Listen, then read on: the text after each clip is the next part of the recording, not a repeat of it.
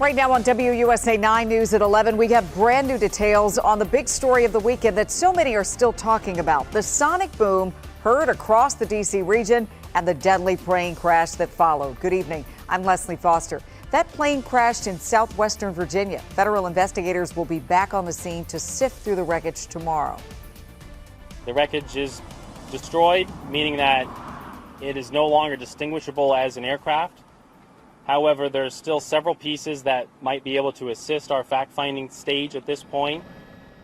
This all happened after military jets scrambled to intercept the plane shortly after it entered restricted airspace over D.C.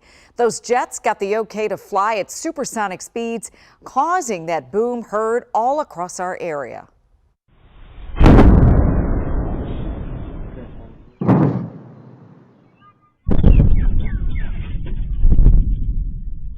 We spent the night gathering updates for you. Adam Longo is learning more about the 4 people killed in the crash. But first, Casey Nolan has new insight on the investigation, the lingering questions, and of course, what comes next, Casey. Leslie, when military jets scrambled to intercept the plane, what those military pilots reportedly saw may be the best piece of evidence investigators have, considering what the crash scene looks like.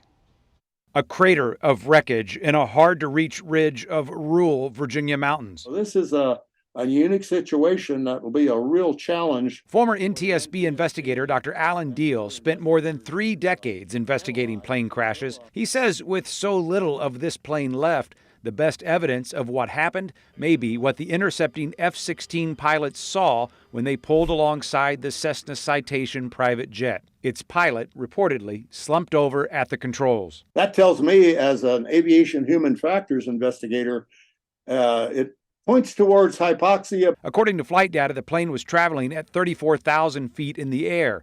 Diehl says if the plane lost cabin pressure at that altitude, it could have caused the pilot and passengers to black out from a lack of oxygen. The onset can be very subtle. You can think you are having a headache. And without an oxygen mask, it can take just seconds to cause a blackout.